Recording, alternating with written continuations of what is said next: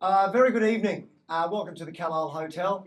My name's Hazley Cush, and I'm going to help facilitate this event over the next hour or so. It's quite a privilege for me. We do our monthly auctions here, so normally as I'm doing this introduction, where some of you are on my side and some of you are up against me, competing to purchase properties in this great city. And I can tell you we did auctions here on Saturday. Of 21 auctions that we had on the original order of sale, 8 of those sold prior, 5 in the first week or so, and 3 in the 24 hours before the auction. So 3 people, both sides, vendors and buyers, eager to do a deal. You know, that's kind of the market that we're in. Buyers wanting to buy and sellers, oh, if I can take a sure thing, I'll take it. And then on the day, that left us with 13 auctions, and of those 13 auctions, 6 sold under the hammer and 2 sold immediately after. And so 8 and 8, 16, 76% clearance rate of the 21 auctions. I've been away, I've been at the Yamba Caravan Park, still had sand in the car and salt in my ever receding hairline. And I was really interested to see how those auctions would be. And I think what I found out is hopefully what you're going to find out. I was interested what's happening with the world with fuel. I was interested with stimulation that's coming from the government, interested with Olympics coming and infrastructure changes, what that was going to do. And what we're going to do tonight is we've been doing this quarterly review since 2020. We started doing it in 2020 off the back of the curiosity of COVID. And for a number of years, we did this event virtually. We bought a couple of croissants in, we jumped over cords in a room, and we became quite comfortable with Zoom, and we shared this data. We got a reasonable audience remotely, but you can see by opening it up to an open event in a function room like here at the Carlisle, just the enormous appetite there is for people to know what's happening in the market. And what we're going to share with you tonight is going to be real data. We're going to share frontline numbers, both at a national level and then at our office level. And then we'll go through some anecdotals, some stories that are actually happening in the front line. At the end of the night, we'll open it up for your questions, and we hope to have that all wrapped up in about an hour. So I'm going to introduce you to our panellists tonight to take you through this journey with us. So our first guest and leading us tonight will be Nerida Conisbee, the Chief Economist for the Ray White Group. So come on up, Nerida, and I'll get you in seat number 1. Thank you. Thank you. Oh, it's like you're coming onto a game show. I know. Dan White, Managing Director, contestant number 2 of the Ray White Group and member of the White family, will come up. Christine Brudoff, our lead agent right across Brisbane from Ray White Collective, will take spot there in the centre. Thank you, Christine. And then Matt Lancashire, our principal partner with me at Ray White Collective, will take us to seat number 4. We didn't advertise who is sitting in seat number 5. This is not Amazon. It's not the customer. This is actually a human. One of the great luxuries we all have of living in Brisbane is we're all pretty close to each other by a couple of degrees of separation. And a friend of ours, a very dear friend of ours, a gentleman by the name of Drew Moreland, has agreed to come up and be a part of the panel with us tonight. Now, we know Drew. Some of you will know Drew, but you'll be interested to hear from Drew. Drew's the CEO of IOR, and IOR has an ownership stake in the only oil refinery here in Queensland, and one of only 3 oil refineries in the country, and one of only 2 running at 100% at the moment. So Drew very kindly said, hey, I'll come along to your property night. And if people have got questions which we think they might have about fuel, I'm happy to be involved. So Drew will come up and join us. And I don't know about you, but I've certainly got a few questions, and I think Drew will be able to answer them. We didn't advertise it for 2 reasons. One, Drew has been consistently called to Canberra to answer their questions about what's happening with fuel. And 2, we'd have too many fuel people here and not enough property people here. So we've decided to leave it there. So thanks very much for coming with us on the journey. And Nerida, I'm going to probably hand straight over to you. Right. Let's get into the numbers. Now, you've got some books here tonight. We will email out all of the slides, so don't feel that you need to photograph them. We will send them all out to everybody that's registered. If you haven't registered, just let us know, and we'll get you out the slides. Nerida Conisbee, I think you started slide 2. Slide 2, okay. Take us through the headline numbers. All right. Let me just show if the light's on here to our panellists. If the light's on, you're on. Yeah, okay, good. All right, so I'm going to take you through three stages of the presentation tonight. I'm going to talk through what's been happening over the past 12 months because obviously Brisbane, Southeast Queensland has been incredibly strong. But then I'm going to talk through what's been happening over the last 6 weeks because obviously since the start of March, we have seen quite a change in what's happening in property markets around Australia. So we've got the Middle East conflict has really taken a hit on consumer confidence. We've had 2 interest rate increases. And as a result, a lot of the real-time data we're seeing around open for inspection and around the number of properties for sale have really been changing quite rapidly.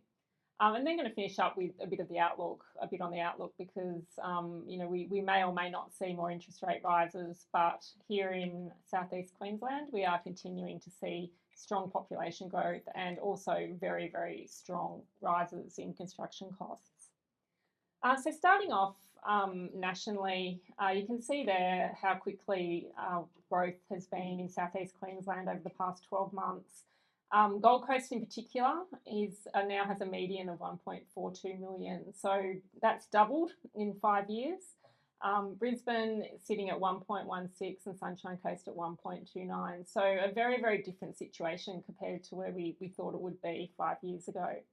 I think too what's interesting is the reordering that we've seen around the country, that Melbourne was always number 2 in terms of pricing. It's now almost the cheapest capital city, with only Hobart even cheaper. So growth is still strong on a year-on-year basis. Australia has tipped over the $1 million median with 14.2% growth, so that's for houses. And then when we have a look for units, a very, very similar situation, that prices are moving very, very quickly. In the case of Brisbane, units are actually moving quicker than houses. So that doesn't often happen. Houses long-term almost always outperform units. But what we're seeing in Brisbane is a couple of things. The first is that there are some really major affordability issues emerging. Very few houses available at cheaper price points, so that's pushing a lot of people into the apartment market. And also when we have a look at the apartments being built at the moment, they do tend to be luxury and beautiful and really, really expensive. In March, April, so we now have data leading into March, April, and you can see there that growth is still really, really strong in Brisbane, but it has moderated a little bit. So we were looking at sort of around 20% growth year on year at the end of February. And now we're looking at around 16% growth. So things are moderating.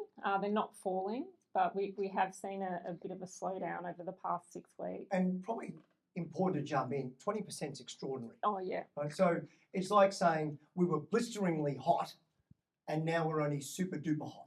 You know, like 16 against 20 is not bad news, you know, but we're feeling that decline because it's moderating and stabilising. Looking across the country, again, looking at 10-year price growth. You can see there how extraordinary growth has been in Southeast Queensland, not just over the past 12 months, but also over the past 10 years. So Gold Coast, Sunshine Coast, Brisbane really topping the list. A lot to do with the fact that people want to be here. So when we have a look at the strong growth areas, they do benefit a lot from population growth. It's both interstate migration and overseas migration. But compared to, say, Perth and Adelaide, which are also really strong at the moment, they're not so much purely population driven. Here, it's a lot around population growth. I think one of the big changes too, isn't it, that it's been so consistent in terms of Queensland for so many years. It used to be a lot more cyclical, a lot of big ups and downs, but especially ever since COVID, just the continued strength, almost in a similar line. It used to be so heavily resource driven. Queensland used to be rolled with some of the resource cycles. Now it seems to have broken away from that and getting its own rhythm like Sydney's had for so long. Yeah, absolutely. And also even, Gold Coast and Sunshine Coast were very much boom bust in terms of tourism, and that really has changed with the way those economies are going. Looking here, I suppose the other flip side of that is affordability, and that's really the big challenge here at the moment, that we're not seeing enough cheaper homes being built. It's really difficult to get apartments built at the moment. It's really difficult to get cheaper houses built at scale. And as a result, when we have a look at the number of homes over the past 12 months that have sold under 750,000, there's only been 5,000 sold at that price point. So compare it to 10 years ago, it was around 30,000. So that there has been a really significant drop. Unit market's also, declining, but obviously that decline isn't quite as strong as what we're seeing for houses. Again, I haven't got Sunshine Coast and Gold Coast here today. Obviously, I'm not talking too much about them. But when you have a look at Gold Coast, like in the past 12 months, there's only 300 houses sold under 750,000. So Can I just have a look at that quite slide? So extreme. looking at that narrative, you've got 28,000 houses sold 750 in about 2022 and 20,000 units, taking to a total of about 50,000. Okay, I think that's an important number to hang on to as we get through this presentation, because you're going to see what percentage that played of the number of sales in 2022 versus now. So if you remember that, if you're playing at home, it's a just shy of 50,000 was the number of sales that took place. And then today, the total number would be about 15,000. Okay, Yeah. right, let's keep Yeah. going. Yep. And then in its place, so very few selling for under 750,000, but you can see there that we're really seeing that lift between 750 and 2 mil for houses now dominating. But also, I think too, what's really interesting, particularly in the market that these guys work in, is that houses above 2 million has now hit a peak, and also units between 750 and 2 million have almost overtaken the number of units under 750,000. So there's been a dramatic shift in pricing upwards in Brisbane across all property types. Rents are also really challenging. I know Hazley will talk a little bit more about this later on, but they are continuing to exceed inflation. So this is relevant, obviously, because there is a lot of discussion around capital gains tax and negative gearing at the moment. Any reduction in rental properties will be very problematic for renters, given what is already happening to rental rates for both houses and units. Looking at finance, just having a look at who's buying. Owner-occupier lending is now at record highs, so it is partly to do with the fact that homes are super expensive here in Queensland now. But also what we have seen is investor activity is now exceeding Victoria. So Queensland has overtaken Victoria. So again, very, very similar to what's happening around sentiment.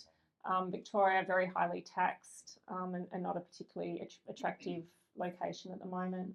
It's still pretty, I mean, you look at New South Wales as a economy is, 4 or 5 times bigger than, say, Queensland. It's interesting to see how much there is in Queensland and Victoria given their relative sizes. Right? Yeah, New South Wales has struggled for investors given, obviously, as you say, cost of construction, rents and inputs, but Queensland and Victoria at the more affordable end is sort of really dominating the investor space.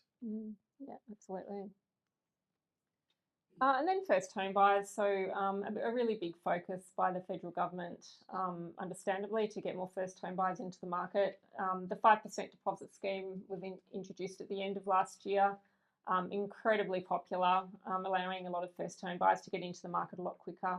And as a result, we did see a big jump in first home buyer lending in the December quarter. We think that will continue to increase. There's just such a lot of interest in that program. I mean, just on that, there is such, I think it's not talked about enough, the fact, what impact that's had on the market, and look at the resilience, especially in Sydney at the moment in the market, how much is driven by the government support. And if you look at all the things that are happening in the world or in interest rates, the other big lever I think affects the markets more than any of those things is government policy, far more than wars and maybe even interest rates. The biggest shocks that happen to the real estate market is when governments change policy significantly, like they talked about in 2019 with Shorten and things. So that first home activity there is one of the standouts of the last few years, and it's purely a government policy rather than anything to do with the macro. If you show that previous slide, that's probably the one thing that is really important for people to take in, and that's that vertical line of first home buyer activity that's taken place there. And if you look at when else it's taken place and you look back, you go, prior to the GFC, the 2008 sort of rise, the COVID absolute rise through here, and that big involvement. There's not been that many times on a 20-year line when you've seen that sharp uplift. And right sort of where we sit on it, who knows? That's the talking point. But look, it's extraordinarily vertical. And that last quarter, calling auctions and seeing first home buyers bidding, these are the newcomers, the unsophisticated to the property market, given this stimulation from the government, and they really ran with it, which I think they've done in those previous times. Yeah, how much do you think it affected the price, the 14% price rise across Australia? It would be a fair chunk it would have been in that market. Yeah, it would have been. Well, when we looked at Sydney, it was almost all coming from that bottom end of the market. Yeah. Sydney premiums flat. Not the gap wasn't as big here. We still saw premium do quite well, but very extreme in Sydney. Yeah, we would have seen the sharp uplift in price for first home buyers dragged down by other segments of the market when you looked at the average. It would have been greater than 14%. There were some parts where we saw people purchase properties in June and sell them in December and have as much as 20% in that period of time. That's a criticism of the policy, isn't it? Big criticism of the policy, huge, yeah. Almost like they jumped it too much. Yeah, they didn't think of supply when they made it. So looking at number of properties being sold, it's declined a little bit.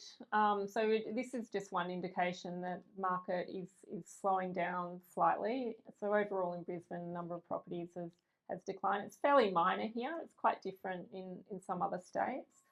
But what we have seen since March, what does that mean? I think it might be Jan. No. Sorry.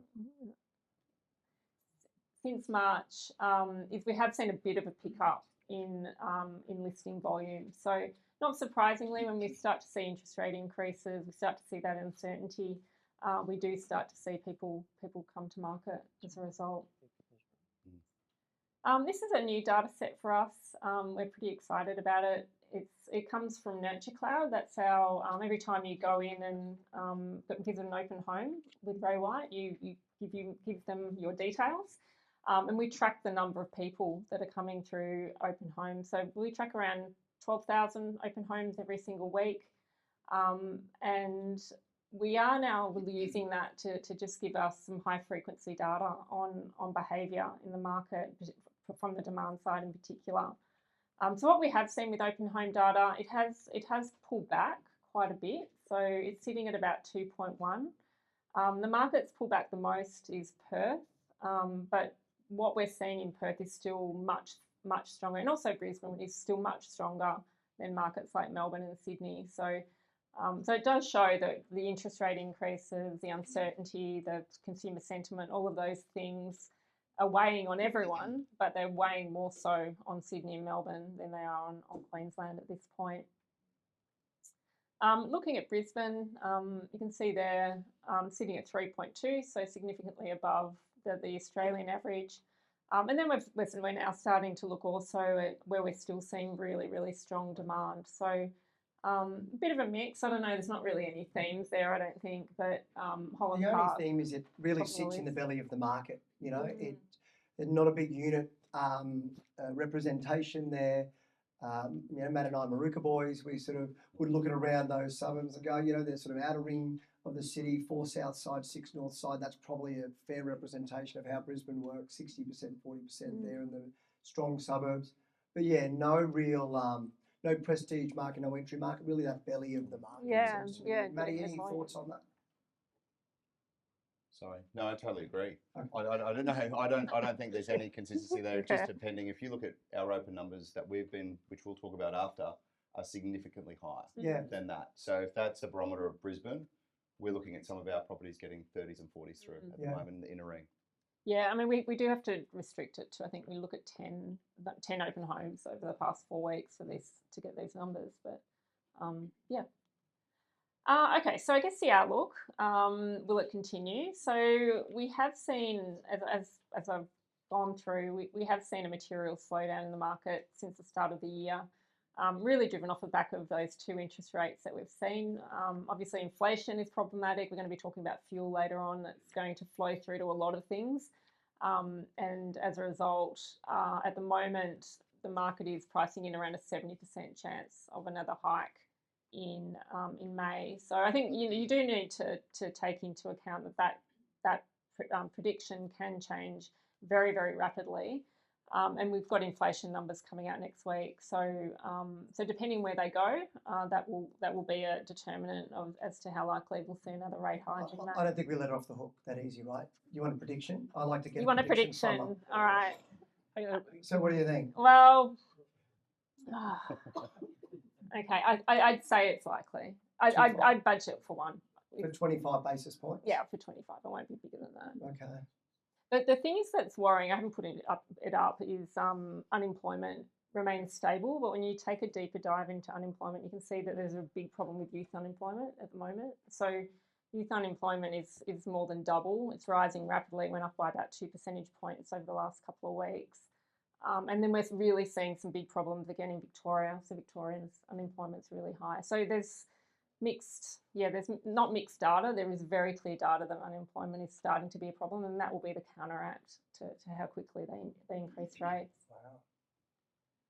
Wow. And then we've got the Middle East conflict. Obviously, really has made households pretty miserable. ANZ do a weekly consumer sentiment survey, and it was the lowest they'd ever recorded, and they've been tracking it for 50 years. It has improved, and I think this is a thing that any good news that comes out does tend to pretty quickly lead to an increase in consumer sentiment. The big problem longer term, though, will be construction costs, and I'll go into those in a sec, but they are increasing again, and they started to moderate, but there are a lot of products that are made with petroleum or oil, or I actually don't know how they're made, but plastic pipes, for example, use petrol products. And they've gone up sort of 30%. Paint as well is also problematic. So all of those things are quite challenging for construction. Also, we've still got labour problems, so we just can't get enough tradespeople here into Australia. Again, another factor really driving things is the fact that this is a growth city, and over the past 20 years it has been the strongest growth, along with Perth, has seen the strongest population growth. So that population growth is obviously a key factor in what's driving things. I think what's interesting for Brisbane, there's a lot of international migration. So previous cycles it's been more about interstate migration, but now we're seeing a lot more overseas migration. And then we're not building enough, so that's just remains a continued problem that we do have a 1.2 million target set out by the federal government. We're not doing too well, so you can see there we've only hit about 910,000 over the past 5 years. So it does remain elusive, and it's actually getting worse. And a lot of that has to do not with planning. Planning has been loosened up across the country. Really has to do with construction costs, which that looks really messy, but hopefully you can see the theme that things started to get better at the start of last year. We did see a reduction even in construction costs in some states, but it has reaccelerated. And I think the thing to really note, this was prior to the Middle East conflict, so it was up until the end of February. So as we start to get more data on this, we'll probably continue to see an increase. So if we can't get this down, we can't build cheaply, and that will keep pricing far more elevated. So now, if you're looking at all of this information, Dan, now with the lights on, Dan, you're on. I think it'll work if you want to hit it. I'm really interested from the two of you before we move on to our next chapter here. In a nutshell, for sellers right now, if I'm an owner in this room, is my pricing stable? Is it strong? Because listening to lots and lots of data sets have been taken into consideration, but it sounds like we've got a shortage of houses. It's going to cost to build more. Interesting that you make that comment about other states, but focusing now into the southeast corner, what is the rolling prediction looking forward? So the prediction is that prices will continue to move upwards. So, we don't expect prices to drop, but we do expect a slowdown. So we've already seen it, as we showed before. It was 20% year on year. It's now sitting at about 16%.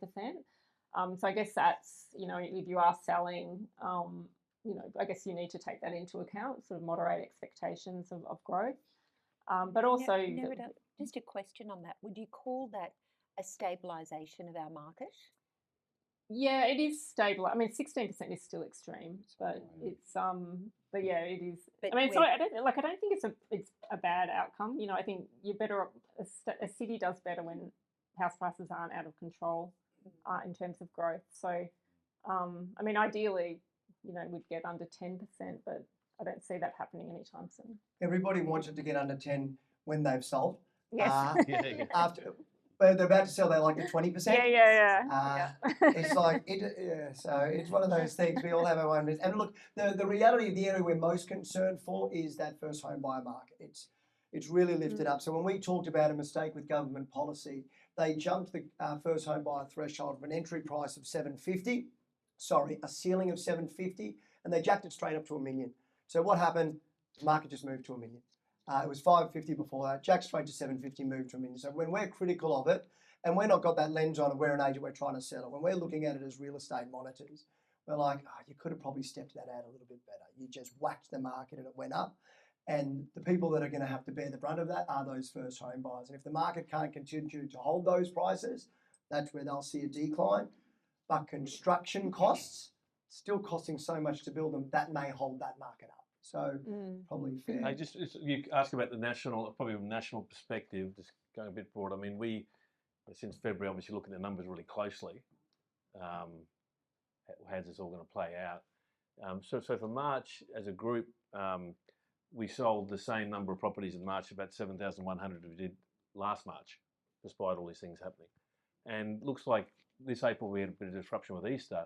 It looks like the sales volume numbers are the same. So it's still a very liquid market. Yeah. Listings are good, as Nerida pointed out, slightly off. I mean, it's dangerous speaking broadly though, isn't it? Because everywhere is different. Western Sydney is probably the hardest part of the market. You know, prices are off a bit more there, but there's certainly a fluid market. So it's far more resilient than the newspapers would have us believe, than the headlines. It's far more active than we probably expected. There is pressure on pricing in some markets more than others, but it's still a very liquid market, which is I think surprised all of us to some degree, hasn't it? Yeah, it did. I mean, at the start of March, we were worried it was going to really shut down. Well, when Nerida came up and said, "Oh, look at this consumer confidence from ANZ." Remember, we saw that thing. This is a really bad market. But whether people, you know, the old story, people get comfort in bricks and mortar. Australia's a long way from other events. Do people have confidence in where we are geographically as well? Safety in these markets. Buyers coming out, seeing opportunities. So buyers are coming out looking for bargains and maybe not finding them, still proceeding. So early days still. There's still lots to play out, but pretty happy with March and April, certainly. Yeah, when we came into April as a more micro level for your market, we went, it's going to start with Easter, then we've got 2 weeks of school holidays, then Anzac Day. Real estate agents cannot trade on Anzac Day appropriately, so there's no opens, no auctions going to take place. There's another weekend gone, and then follows the May Day long weekend. Media's only talking about fuel. We thought, who's going to be out buying in this market? And then a 76% clearance rate on Saturday. We had 41 registered bidders for 13 properties. Very strong. All right, let's move from the top end, from the macro view, and let's continue down. Just hand the clicker over. Matt or Christine, we try not to, or Matt, look out. All right, so Matt Lancashire and Christine Rudolph are going to take us through this next sector. And Matt, a pretty exciting announcement for us. Yeah, thanks, Hayes, and thanks everyone for coming tonight. So tonight I'm going to be specifically talking about the prestige and luxury market across Brisbane, and particularly in the city of Brisbane. On that, we've just launched our new brand. This is not going to be a big plug for that, but just to let you know, there is a big gap in the market. I'm not sure, 5 years ago, we used to say, what is the luxury market? What is prestige market? And everyone used to say $2 million. And it just keeps growing and growing and growing over time. And so this company has been designed to service properties for over $4 million. That will probably grow as the year grows, as the way the luxury market's going. And it's a concierge service that we run. We've gone and grabbed all the data, which Nerida spoke about before. We've got this technology that the Ray White Group created called Nurture Cloud. And we've pulled all of the data from July 2025. And we've currently got 4,881 buyers looking for properties in inner city Brisbane over $5 million at the moment. There is a little issue with that we've stock is down by 40%. So new listings to market from last year are down 40%, and the buyer inquiry is up by 60%. So we've captured all that data, and we're specialising purely in the prestige space. So we're specialising. It's time for Brisbane to specialise. There's been more $10 million sales in the last 2 years than there has been in the previous 10 before. There's been 3 sales that have transacted over $20 million, which is amazing for Brisbane. And in the last 6 months, we've transacted with our group 5 properties over $10 million.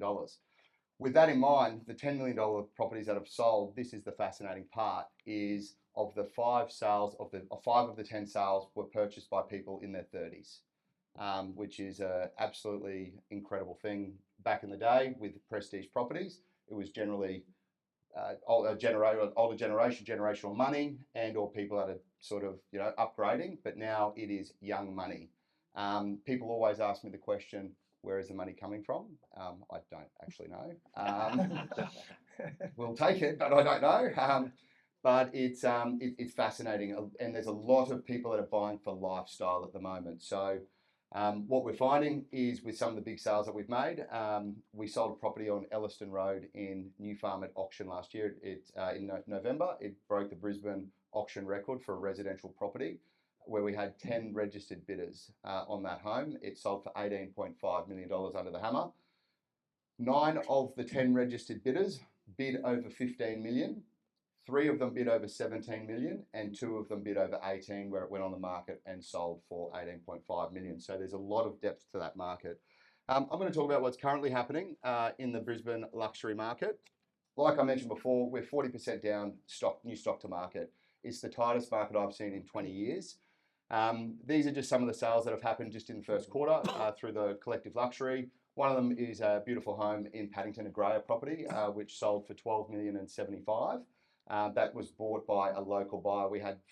Through that campaign, we had 600 people inspect that over a 4-week period, which was absolutely insane. We had 7 registered bidders at the auction and sold to a local family for $12,075,000. This 111 Moray Street, it's a beautiful property, 607 square metre block in New Farm. It sold pre-market to one of our 4,881 buyers. And it was due to go to auction. We had all the photos ready to go, and that sold pre-market to another local buyer for $9.33 for a 607 square metre block. Fascinatingly, that internal space of that house was only 280 square metres internal. Moreton Street, another great example of the market. That property there, we had 6 registered bidders. It's a beautiful Federation style home on Moreton Street, unrenovated, 827 square metres, no car park. 7 registered bidders and sold for $6,150,000. Comer Street, again, Ascot, another great sale, sold for $6 million. But what was really interesting for anyone that's interested in the apartment market, this is One Newstead, which is Pier by Mirvac, down at Newstead. There's 99 apartments in the development, and they're going on 2009 built. This property here just goes to show the strength of the riverfront market. So we used to talk about, what's the square metre rate for riverfront property? And you know, if they were hitting 15,000, 17,000 a square metre, it was pretty good. 2 recent sales happened in that building, which were both renovated on the similar floor plate, which was 294 square metres internal, both sold for $525,000. This property was unrenovated.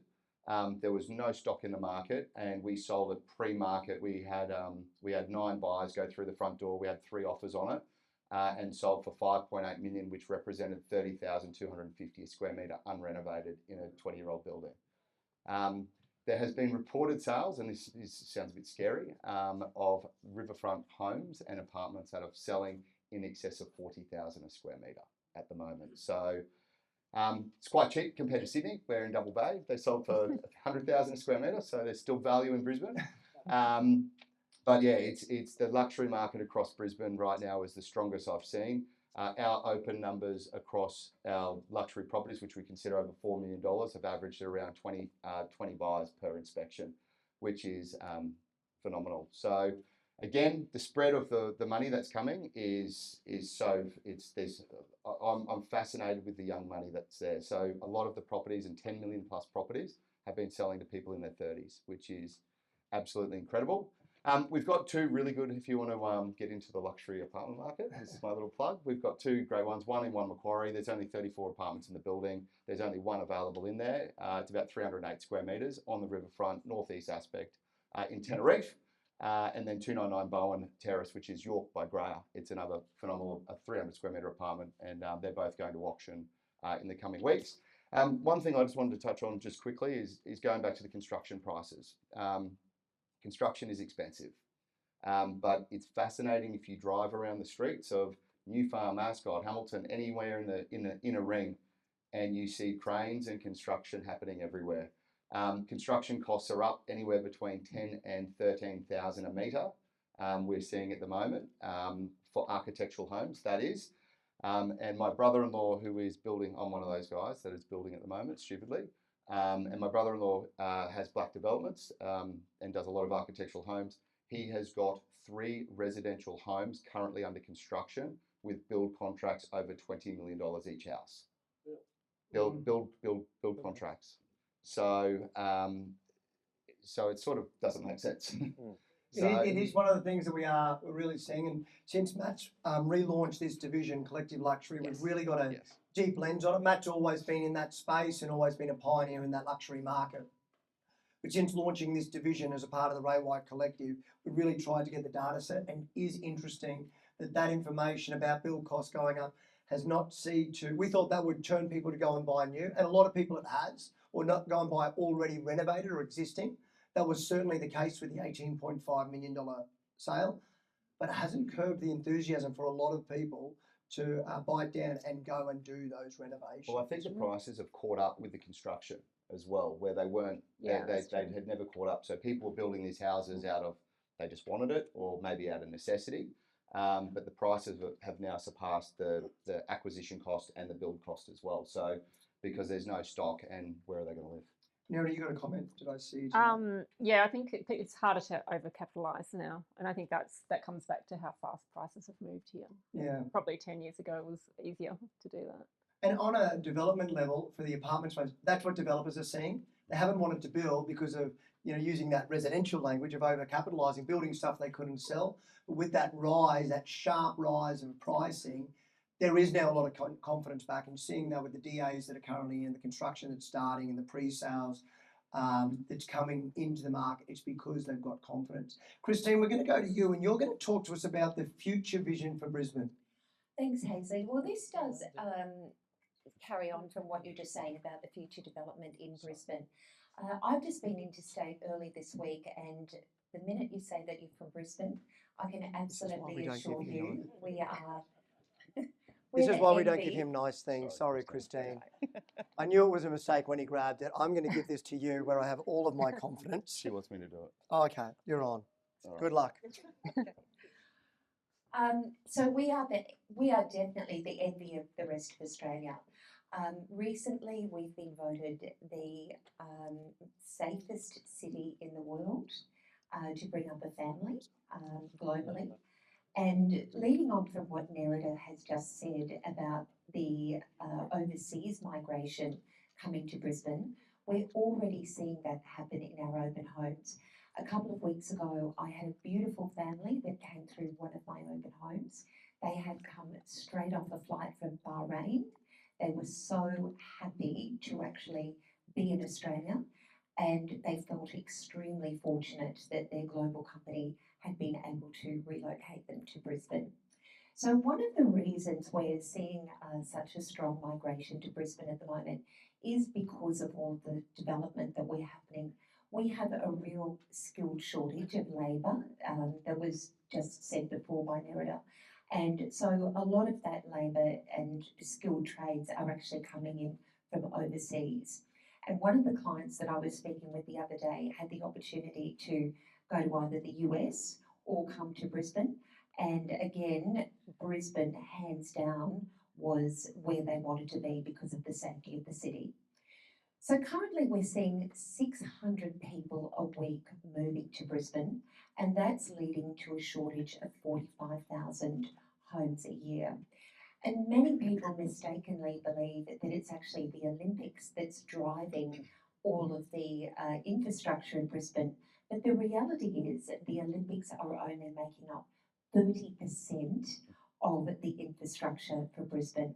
So what we're going to take you through now is a really exciting vision that we have for Brisbane for the next 5 to 10 years. And this comes from the state government as well as the Brisbane City Council. So one of the first areas that's being fast-tracked is the Gabba.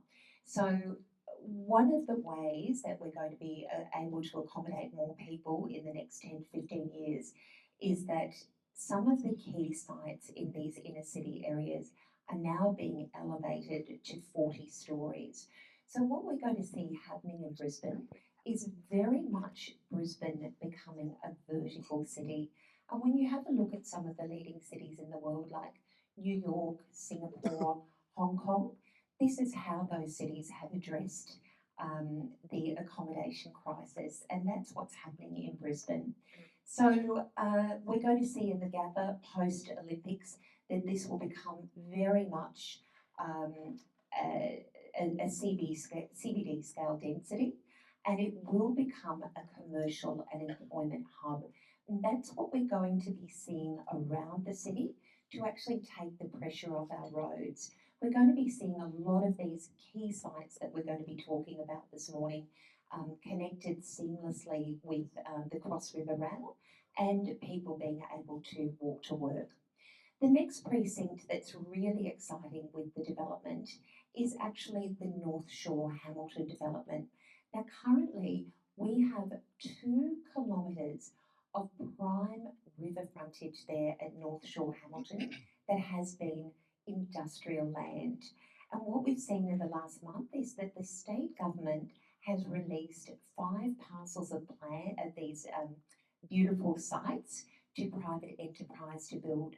And in exchange for giving these sites to private enterprise, the state government is injecting $100 billion into $100 million, I beg your pardon, into infrastructure in this area. So we're going to really see the beautification of that riverfront, 14,000 new dwellings, and they're going to be up to 20 stories. And that will be something that will be rolled out within the next 15 to 20 years. The other precinct which has already started developing is the Kurilpa precinct. Now again, this is going to be an extension of the CBD. What we're going to see happening in the Kurilpa precinct, where the old Parmalat factory is, and Halls, we're going to see all of that demolished, beautiful parkland given back to the city, and we're going to have stories up to 50 stories high. This is actually going to be progressively developed over the next 10 to 20 years. It's going to be $2 billion worth of development, and we're going to see a massive little city within a city that's targeted for completion ahead of 2032. Now, we're just on the border of one of the most progressive precincts that we've seen developed over the last 20 years in Brisbane, and that's the Newstead precinct. And what's very important to note here when we talk about who's backing all of this investment, it is actually local developers who are spearheading this. So one of the most exciting projects that's been announced and has already started construction in the past week is the Little Italy development, and that's being developed by the Panettiere family, which is a local family. They're injecting $1.5 billion into creating a beautiful little precinct, which we equivalent to what you see in New York when you go to Little Italy. There'll be a really beautiful dedicated precinct there to that. Another exciting development is being done by John O'Rourke, who has been very much involved in the future of Brisbane and a lot of high-rise developments. He's actually taken the last riverfront parcel in Newstead, and Tom Dooley, who was responsible for so many beautiful buildings along Moray Street in New Farm and a name synonymous with quality development, is going to be developing Newstead Green, which is along Breakfast Creek Road, and that's already under construction. So a very exciting development that will be built over the next 5 years. And moving into our next area here that we're looking at, where we are here tonight, beautiful Fortitude Valley, which 50 years ago, when I was a little girl, my father used to drive us down to Brisbane and point out the Coca-Cola factory that sat right here on this site. And my mother, who grew up on the Darling Downs, would take us through the old abandoned wool stores and recall stories of her father coming and selling wool and wheat at the wool stores. And now this is one of the most exciting precincts in the world. And this the postcode 4005 in Tenerife and New Farm being the most searched postcode in Brisbane. So what we're now seeing is that the Fortitude Valley precinct is going to become the first 24-hour precinct in Brisbane. And what that means is it's going to become an extension of the CBD. And with all of our vibrant nightlife and restaurants, there are plans that we will have 24-hour shopping, 24-hour eating, and that's already underway, and that's being rolled out with 20 to 30 stories in this precinct. And that will go ahead around Brunswick Street, Wickham Street, Ann Street, and will become a connection to the CBD with a high focus as well on commercial development in this area. And so finally, that's what we're expecting to see over the next 5 to 10 years in Brisbane, right through to 20 years, and it gives us great confidence in the continued future of Brisbane. Thanks, Christine. It's one of those things we've talked about. I'm not sure if everybody is aware of this, but if you're Brisbane people, maybe not. The number of our clients that will come to this precinct as a holiday destination. So will come to, they'll stay at the Carlisle, they will not leave this 100-metre stretch, this 200-metre stretch. They'll come to the Carlisle, they'll stay here, they'll dine locally, they'll shop locally, in that similar fashion that people do it in Hastings Street, where they don't leave the street. I mean, there's the ocean, but here the pool seems to be the draw card. And it really is very much becoming a space where we'll have clients come up. The level of shopping has considerably increased over the last decade. The Carlisle, as Christine mentioned, sits on the world stage. It was regarded as one of the best hotels in the world, and they will come and stay here. And you start to look at what's being developed, more and more of that's going to come. So we're obviously very bullish about Brisbane. We love it. We're realists. We've been doing this job a long time. Obviously, the White family's been doing it a lot longer than we have, but we're really proud to be a part of their group. And we're very bullish on Brisbane. We're realists. You know, there are some things that, no, we can't sustain a market that continues to grow by 20% forever because you just can't catch it. So we're real advocates for, we want growth, we want to do well for our clients that we're selling for, but we love this city and we're salespeople for this city. So that's why we wanted to give you a sideline on it. I'm going to give you a real micro view of our data. Right? It's going to show you a little bit about what we do. So as a Ray White Collective, we started in 2005, about 200 of us right across the city. And this shows you our data at a local level. So of the 439 inspections that we covered and we sell right across Brisbane, we met 9,245 people in the 3 months. That's the first quarter. It just goes to show you that really strong interest that we're seeing in Brisbane. And when Matt talks to 600 people through open houses, that's offset by some open for inspections that might have 3s and 4s. But we're not seeing as many with 0s. And back in the late 90s, early 2000s, that was very, very common. Certainly, if we were selling apartments in this precinct between 2014 and 2019, if anybody turned up at your open house, you thought they were lost and you gave them directions to go somewhere else because nobody came through. And that market has really seen a sharp uplift. So we're still seeing our mid-range market, our median price is 1.2 as a group. Our mean average sits at about 1.7. Hey, just on that, with the interest in apartments, even to you, Maddie, as well, with the premium, is it a lot of downsizing or young people confident in investing in the unit market in Brisbane? I think largely it's downsizes. Matty, have you got a comment for the apartment space? In luxury stuff, it's generally downsizes, but we've seen a new wave of purchases come through, which we call the right sizer. So they're coming for bigger apartments, selling their bigger assets, and going like for like effectively from the size of their houses and bringing a teenager or two with them.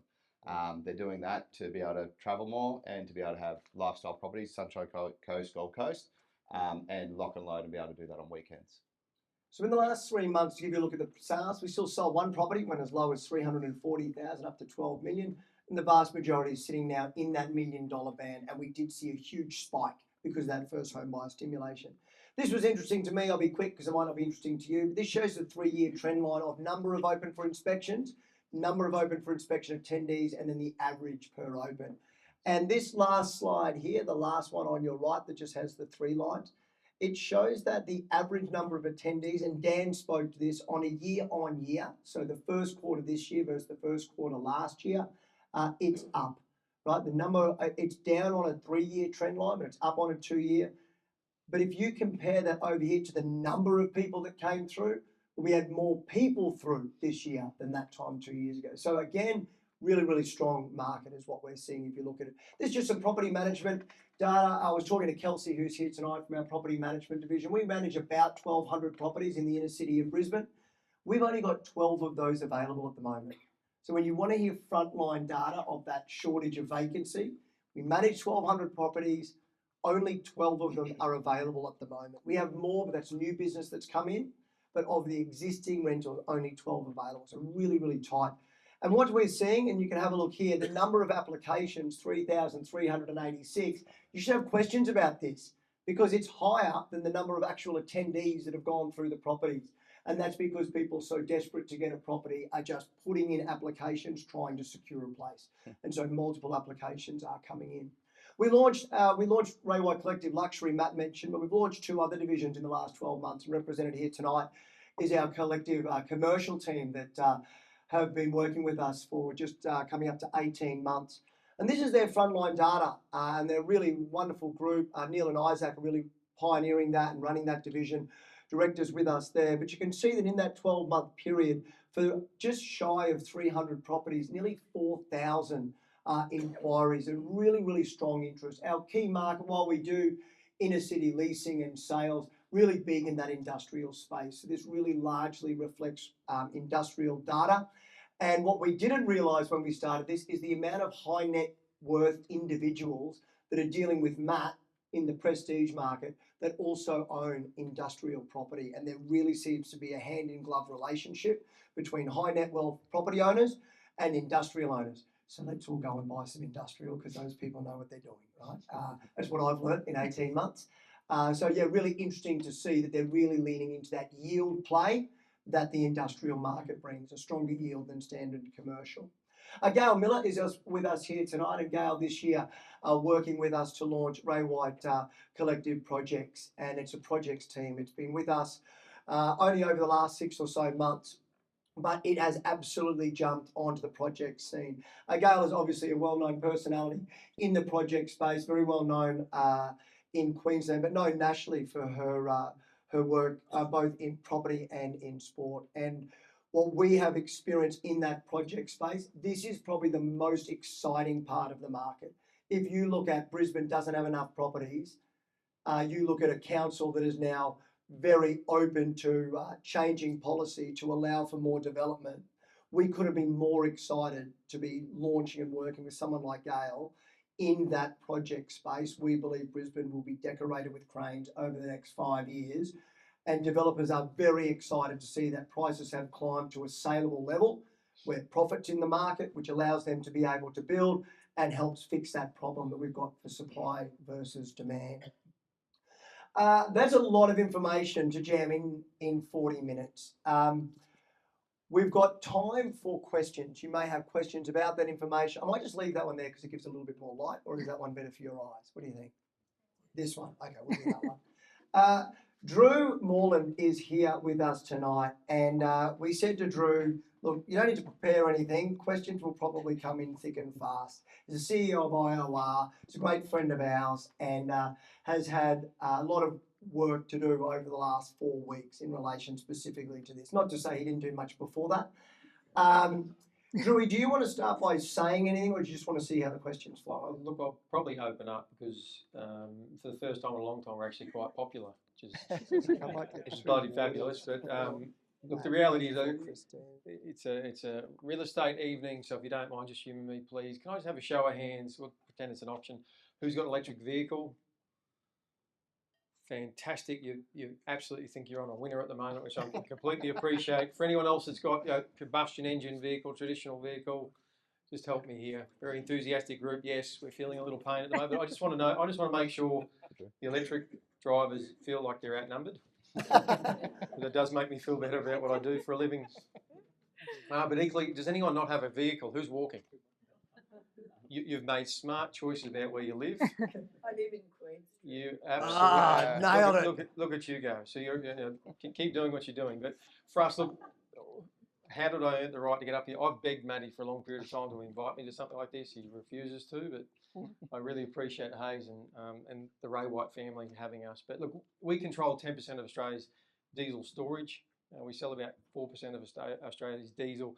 We've got one of the only 3 refineries left in the country nobody wants to talk about, but if you've seen Dale Last or Crucifuli sitting there with his little bottle of go-go juice, we're the people that are processing it and turning it into fuel at a little place called Eromanga. So, you know, the furthest town from the ocean in this country. So we process it and we put it into underground mining fuel. So like there is a purpose and a place for this product at the moment. So there's a lot of exciting things happening. If you want to know what I'm really excited about, is oil and gas. Like there's a real opportunity and a huge opportunity in Queensland, and it's an uncomfortable thing, and it was a dirty word until about 4 weeks ago. But I can tell you what, there'll be a lot of investment, a lot of excitement, and it will build a lot of strength in Queensland and then translate into Brisbane. So that's what I'm really excited about.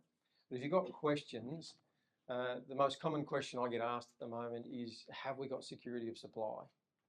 So I thought I'd start by asking myself a question, because I said to my wife, no one's going to ask me a question. Yes, we do. As we book fuel, we're booking 2 and 3 months in advance of securing a cargo. But we are able to still secure cargoes right out till June at this stage. But post-June, July is where things are getting a little uncomfortable. So what does uncomfortable look like? If we start booking a vessel, usually the vessel changes 2 or 3 times before we can secure a vessel. We're upwards of 12, 13, 14 vessels that we can secure before we're locking in a vessel. And those vessels are now going to Rotterdam. They're going to the UK. They're steaming some 25 days extra to go and pick up the product from the west coast of the US to bring it to Australia. Now we've got great supply partnerships. But the big issue I see is going to come down to logistics.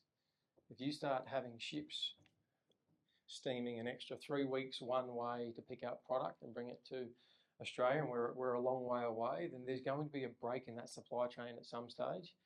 And my suggestion is look deeply into what's happening around June, July, because that's when I see that the kink in the hose will take effect. So we're some 52 days into this crisis, and I do call it a crisis.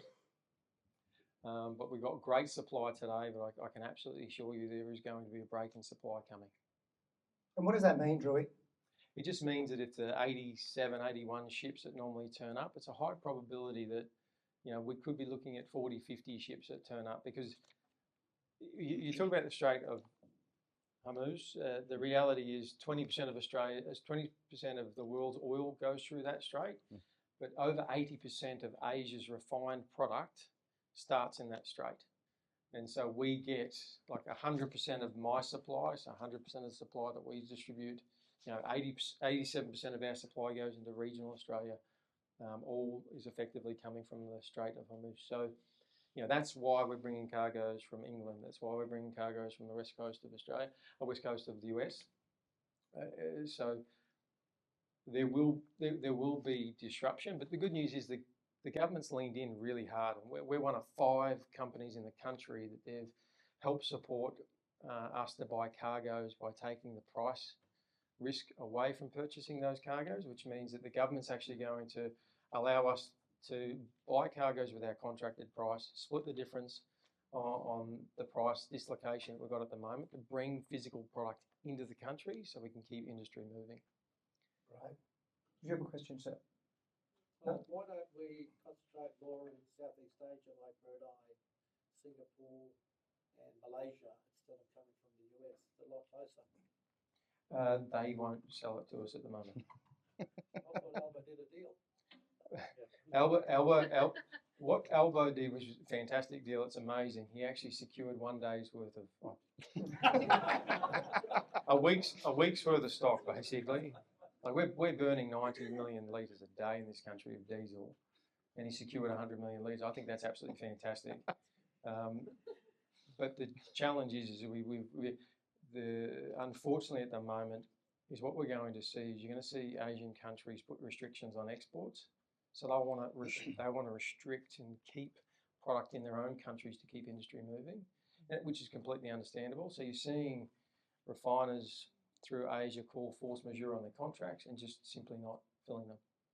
So China very, very quickly secured their own sovereign supply, understandably, and Ampol here locally missed out on 6 ships. They had to get those ships from somewhere else in the country to obviously fulfill that gap. But there is already a major dislocation happening in the supply chain. Madam? Coming from Europe, this is a normal pricing in Europe, you know, on a day-to-day basis, and people have to learn how to, you know, drive accordingly to the price. Is that something we're going to see, or are we going to see, because the diesel is now what, between $2.80 to $3 a litre? Is this something we're going to have to live with? Yeah, absolutely. What we're telling our customers, because the majority of our customers are commercial-based customers, no one in this room's ever heard of IOR, and I don't get offended by that. But the reality is we're the company that supports a lot of transport industries, and so we're helping them plan for 2 things. One is going to be a restriction in supply. So how do we help you if you only get 80% of your supply, 60% of your supply, 30% of your supply? So we're splitting this issue into 2 separate categories, and then we start talking about pricing. So what do you do if it's $3, $4, $5, and then how do you partner with your customers to ensure that you can actually pass that on? And the biggest issue at the moment is the end user is really reluctant to obviously pay for obvious reasons. If you've got fixed price construction contracts, those sorts of things, it's going to be awfully difficult when you think the raw product cost is going to go up so much. But the reality is we need to start planning and doing scenario planning. So if you have a business looking at, you know, $3, $4 and $5 and what that means for your business, and then what does that mean for your suppliers and or your customers, and having, you know, really, really frank discussions about how you support each other to limp through what is going to be quite a difficult economic environment. Yes, madam. Thank you for your insights. So you mentioned in about approximately June, July, there'll be 80 cargo ships to about 40. In approximately how long do you predict that's going to be the case? Like how many months potentially could that last? If you think, so the Strait of Hormuz normally has 120 ships going through it every single day. Even if they start getting escorts with the US, it will come back to about 12 ships that is going to go through. So it's about 10% of the volume is going to be able to get through there. It will take us about 12 months for that to recover, in my view. So if we look at Ukraine, that pricing dislocation and then the disruption to the supply chain took 12 months to recover to what was normal, and then obviously we stepped into this environment.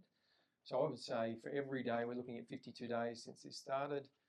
My suggestion is once we start having a break in the supply chain, it will effectively be reflective of that number of days that we've had a restriction from the Strait. But at the same time, what's happening is you've got places like Nigeria ramping up, that's got one of the newest refineries in the world, that's looking to fill the gap as fast as they possibly can, but still you've got the problem of transportation. So, you know, the voyages are so long, you'll still have a break. Drew, what about the question or this talk of the east-west pipe to the Red Sea that the Saudi Arabian government's got? Is that, what's that about? Because talk was it could get up to 10%. Yeah, look, I'm probably not across. I mean, I saw it on my Instagram reel, so I've got it from a pretty reliable source, right? My challenge was I already thought that was pretty close to capacity. So my challenge is I'm like whether or not they're going to do a pipeline, or it's another bit of infrastructure that's also at risk of damage. So look, I'm really challenged by that and think that it's not going to solve the problem, and it could be less than 10% of the solution. So that was my question. The second question was Venezuela, will they ramp up fuel supply, because apparently the reserves there are pretty big. Okay. The question was, will US ramp up fuel supply in Venezuela? Yes, they will. And my view on why they'd be ramping up in Venezuela is the quality of the crude that comes out of Venezuela is magnificent. If you, in the sense that what the US need is, with their shale crude being quite light, If you're refining, you blend product. So you take heavier crudes and lighter crudes, you can blend it off and you effectively manage your yields. So one of the beautiful things about Venezuela, if you take that heavy crude, you mix it with the light crude from the shale from the US, you get fantastic yields and continue to extend that product, and equally productivity and also performance, and then leads into an economic benefit. So. Yes, sir. I keep hearing that the crisis will impact everything, which makes sense.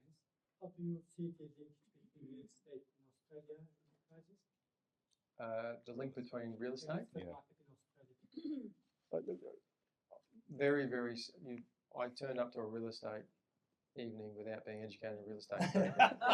I think probably that I'm going to double click on that. if you look at it, and maybe Nerida, you might, or Dan, you might jump in. Affordability is going to play a role always. It's the unpredictable part of how much of the purse and the wallet is this going to eat into. The difficult challenge that we face is not the difficult challenge. The reality of what we face is we're talking about shelter. So you've either got to rent it or buy it, if you need a place. And when we went into COVID, I'm sure like many of you, such this unknown cloud of what was going to happen. And Matt and I didn't know. We had 150 families that we were wanting to make sure could continue to work. And what we found is at the very source of where people will place a priority was on shelter, either to rent it or to buy it. Now, if it's to rent it, then investors are going to buy them, or if it's to buy them and live in them because of a shortage of supply. So our feeling is everything will be affected as we adjust. And the first 3 weeks of COVID was like a red light had just come on and everyone had to stop. And then very quickly things moved on. It's going to depend, probably an economist or Dan could probably help, is to what markets tend to do in those sorts of events. Yeah, so we have seen a shift in sentiment that's flowed through to buyer activity. Here in Brisbane, we're not seeing it as much, primarily because the market's so much stronger and there's other things happening like shortage of homes and population growth. So that was quite immediate. Longer term though, we don't think it will help affordability, primarily because construction costs are increasing again as a result. So when you think of how fuel shortages impact them, obviously trades need to get paid more to account for transport. A lot of materials are coming through the Strait of Hormuz, so it's not just oil, it's also materials. And then also, as I mentioned before, products are made from oil products as well. So it's the big challenge will be construction costs, and that's really going to keep pricing far more elevated than it otherwise would. So what do you think it means for interest rates if there's this built-in costs coming for the economy? Do you think that hold back the government or RBA from being aggressive? The clouds on the horizon, is it time to pause as opposed to put more pain into the marketplace? Yeah, I mean, it does slow the economy down. So if you have a look at how consumer behaviour is changing, people are still spending the same, but more of their money is going on fuel as opposed to having fun and buying clothes and travelling. So it is slowing the economy down, and that's the balance that the Reserve Bank will have to make, is that on one hand, rents are growing rapidly, construction costs are growing rapidly, but at the same time, interest rates aren't really going to be able to do much to control that. So they will balance it out. But I think the thing they'll be watching at the moment is what's happening with unemployment, because that's the risk factor at this point, that we get the data monthly and it is starting to show some signs of concern. Okay. Yes, sir. I saw like a recent article on ABC about the council's plans on potentially making mini CBDs being at Nanda, at Indro, and at Carindale. So does the panel have any insights in terms of like, I guess, short term and long term as to what they see coming out from that sort of plan? So a question around information around mini CBD, so Nanda, Indro. Christine, do you want to speak to that? Yes, tonight we've actually focused on what's happening in our immediate area, but that is definitely the case as well for other highly populated areas. It will happen in Nunda. It will definitely happen in Indooroopilly and Carindale as well. There's major shopping centres in those areas at the moment. There's infrastructure there already with train lines and also buses. So that's where they are trying to create mini cities where the infrastructure already exists. Yes, sir. BRT, has that been successful and is it helping with the prices? Built to rent. Oh, Yeah. yeah. That's good. Did you see the puzzled look on Elevator? Yeah. Oh, BTR. Yeah, So BTR. there is a very big pipeline, but when we have a look at what it will, the impact on the rental market is pretty much negligible. So it'll account, I think when we look over the next 5 years, even with all the development, it will only account for around 0.1% of all rental stock. So it's, government is supporting it. There's a lot of tax breaks, but it won't make much of a difference to the amount of rental stock available. Yes, sir. I actually have a double question. One was about fuel. There's all this talk about opening up oil wells again. Is that promising, or is that just a talk? And the second one is if there's land, where can Hazley list it so that I can? Yeah, we both want to know the answer to that question. Drew, Do you want to do the property? let's do the oil well. Oh, okay. You've got companies like Amiga, Shell. Shell's currently got a well called Dunk that is performing exceptionally well. It has got some great liquids as well as gas that are coming out of it, but they're in the middle of a 5 to 6 week trial just to see what the flow's like. You've got Elixir that's going to have, and by the end of this month, should have another well that they're drilling that looks really, really promising. Like all the geo kind of seismic work that they've done early on looks fantastic. So they're really buoyant this. They're talking about, you know, the reserve being the size of Singapore. The reality is just what sort of quality product it's going to be. But I think if Elixir do really well, if Shell continue to do well in their production, I think we'll see Amiga come in, and if they do well, we'll know in the next 6 to 9 months that you could see the next major boom. In my view, in the Taroom Trough. Where are they? Whereabouts are they? It's a Taroom Trough, so it's kind of like I'm going to say 5 hours west of Brisbane. So that's one being pushed by the Queensland government. But the second question from that is, like the people that you spread out the cost of your business being very expensive to search and run in Australia, is it possible that we could drill the oil here and sell it back to, say, Singapore to refine and sell it to Singapore? Yeah, it's fascinating. I think what we'll do is we'll actually end up building a refinery first. And that's why they're starting to talk about refining. And the question is going to be, where would we refine? But the size of the reserve is one of those things that is early days, but if it's what they're predicting, it would be an extremely exciting opportunity for us to refine in country and give ourselves sovereign security. And I think we'd get the investment for it as well. And it would be private investment as well as government investment. But we would possibly, my view is I'd twin a pipeline through that gas region. You've got gas pipelines going from that region all the way through to Gladstone. You've got a pretty decent port in Gladstone. I'd twin a pipeline of liquids. I'd build a refinery in Gladstone and then be able to ship around the country from Gladstone. And quite possibly then be able to look to export into a lot of your Pacific, Asian and also New Zealand type countries. I have a question, Drew. For that to happen, which is a brilliant idea, realistically, what would the timeline be if it was to be approved, let's say this year? What would the timeline be to make that happen? Yeah, so we're looking, I'll be very, very quick, but we're looking at this problem in a 3-stage. First is get physical stock in the country so we can keep industry moving. Forget about the price, we just got to keep people moving, and then we'll work out the price. And we're in a really unique position in Australia because I think we'll have the propensity and the ability to pay. So fix the physical. Second is going to be storage. So regardless if you've got a refinery, you're actually going to need the storage around the country to be able to service industry. And so we think, you know, we are by far, if there's one thing we're going to win the Olympics of, is we're the worst country in the world for storage in country by at least half. So, you know, we're 47 days prior to, by the IEA report, New Zealand's the second worst country in the world at 90 days of stock in country.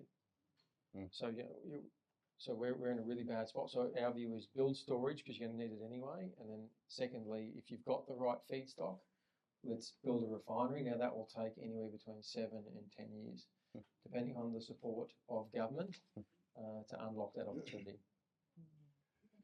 Great question. Land. Oh, sorry. Look, for land in the inner city, there's really only going to be, I think, a couple of ways. One is Christine talked about earlier, government release. We met with the Lord Mayor about a year ago, and he was very enthusiastic about opening up industrial pockets, and you can see that which has happened in that Parmalat space in West End. You think about where some of the industrial land sits around different pockets. So you've got government release and then you've got town plan change. And so Brisbane City Council has come out and said, well, we'll get a bit more vertical, which Christine spoke about. But then, well, can we convert industrial into residential and put some more land into that space? But what people forget is you need industrial land around it because you need to support the people that live in that area. So you can't just wipe it all out for vacant land. So, and then it'll be whether or not blocks can get smaller. So at the moment, 800 can become 400, but whether or not 600 can become 300 square metre blocks. Does that answer in some way? Or to build the oil. Yeah, well, we're not letting that secret out till we know first. We've probably got time for 2 more questions. Yeah. You're right. First of all, how many oil refineries do we have in Australia to be self-sufficient? Probably 2 to 3. Decent size, like it's 350,000 barrel a day refineries. Currently, our refinery here at Lytton is a 120,000 barrel a day refinery. And so we get the reserves that we're thinking we're going to get, and also it might be a lighter product, so you want the right technology to be able to process the product effectively and efficiently. So I'm going to say if we had one on this side of the coast, one on the west coast, I think we could almost cover off the other 80% of supply that's not in country. The next thing is just going to be feedstock. Like you still don't want to be importing crude oil to then process in Australia. I mean, that's currently what we do. Like 95% of our products actually imported, whether it be crude and or refined product. So it's a really inefficient supply chain. I remember back in the 70s we had rationing. Yep.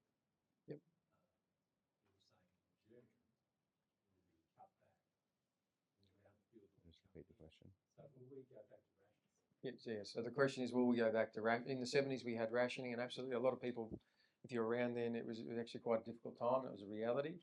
I believe that we should start scenario planning for rationing, especially if you've got a business that's reliant on anything plastics or petrochemical. Really good example of that. You talk about just wrapping, standard wrapping, commercial wrapping. It's gone up 60% in the space of a month. That's the largest kind of price increase commercial wrapping's ever had in plastic. So that's enormous. And they're wholesalers that are receiving, and so they're really struggling on how do they pass that through to the market that's not really ready to absorb it.